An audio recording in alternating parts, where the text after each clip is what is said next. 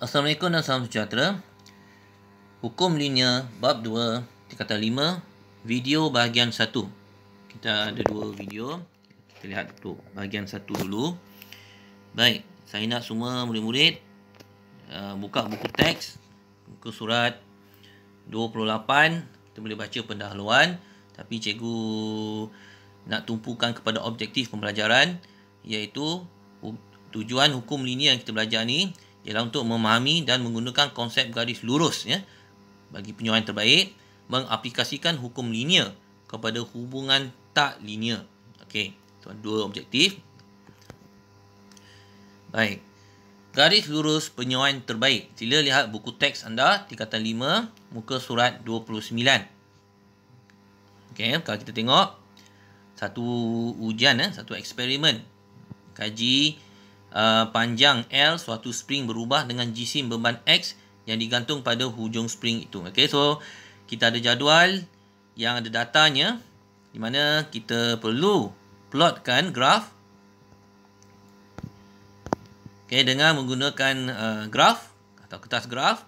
Kalau kita plot satu persatu dengan paksi Y dia sebagai L, dengan paksi X dia titik 100 dengan 2.6, 200 dengan 4.4, 354, 400. Okey. Dan kita dapat satu garis di mana kalau kita gariskan satu persatu titik ni, kita akan dapat bentuknya macam ni.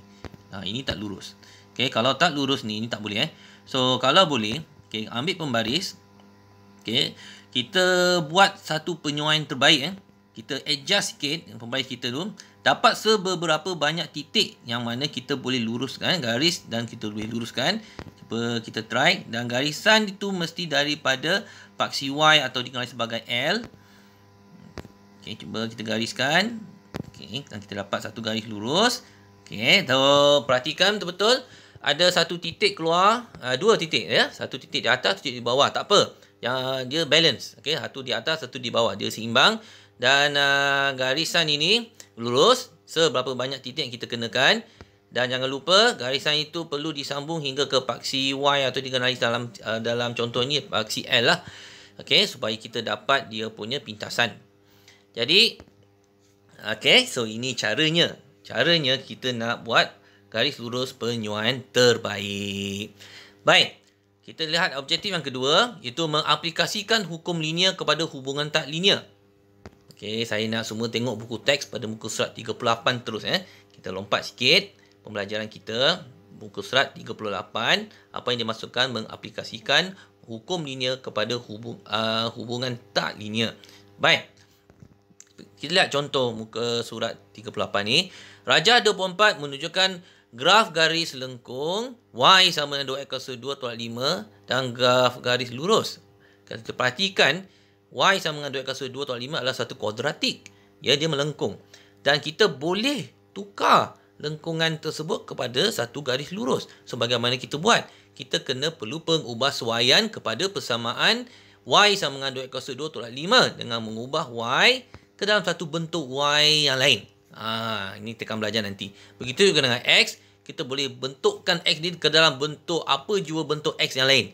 Dan kita boleh dapat satu persamaan yang lain sehingga garisan lengkung itu boleh jadi lurus. Okey, cuba kita tengok contoh muka surat 38.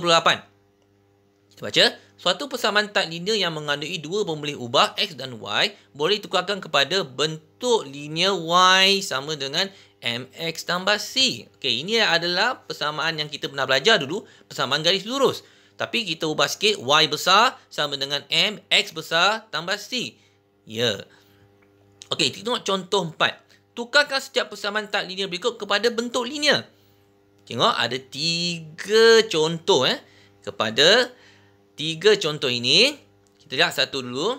Y sama dengan A bahagi X tambah B. Kita tahu ini adalah satu persamaan di mana kalau kita lukis garisnya, dia akan melengkung. Okay, so ini dikenali sebagai bentuk tak linear. So macam mana kita nak ubah ke dalam bentuk Y sama dengan MX tambah C, lurus So ini bentuk linear. Caranya, kita darab dengan X setiap bahagian kita darabkan dengan X. Ya. Kita akan dapat satu bentuk YX sama dengan A bagi X darab X tambah BX. Okey, X bagi dengan X darab bagi X. Kita boleh padam. Kita akan dapat satu persamaan YX sama dengan A tambah BX. Kita ubah sikit kedudukan supaya kita nak bandingkan dengan persamaan Y sama dengan MX tambah C, di mana Y besar itu kita boleh jadikan dia sebagai YX M kepada B, X besar kepada X kecil. Okey, dan C kita jadikan satu A. Okey, ingat B dengan A adalah satu pemalar, ya, nombor, apa jumpa nombor. Jadi kesimpulannya, ya, ini dia. Macam mana contohlah. Jadi kita lihat contoh yang kedua pula. Kita tahu bahawa Y sama dengan 5x3 tambah 2x2 ini adalah bentuk tak linear, ya, satu garis lengkung. Di mana kita nak tukarkan kepada bentuk linear. Baik, caranya X kuasa 2 kita bahagikan setiap bahagian. Apa jadi? Ya. Y bagi X kuasa 2 sama dengan 5 X kuasa 3 bagi X kuasa 2 tambah 2 kuasa 2. Di mana yang X kuasa 2 tu kita boleh buat sedikit kerjanya. Dan kita akan dapat Y bagi X kuasa 2 tambah 5X tambah 2. Okay. So, apa jadi? Kita compare antara persamaan garis lurus Y besar sama dengan MX tambah C.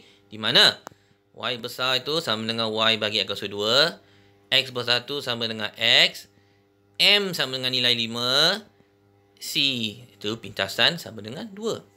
Ya. So, kita dah bentukkan daripada tak linear kepada bentuk linear. So, kalau kita lukis garisan ni, ya, kita akan dapat satu garis lurus. Baik.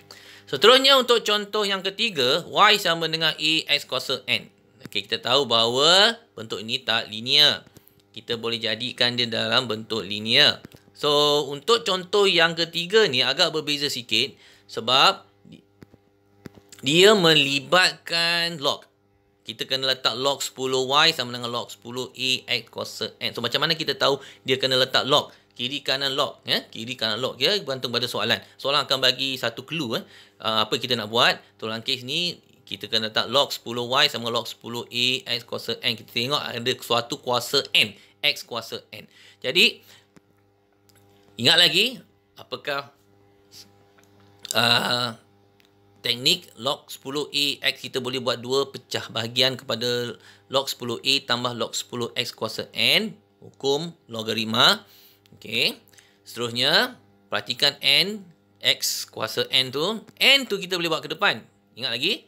So, kita dapat log 10Y sama dengan log 10A tambah N log 10X.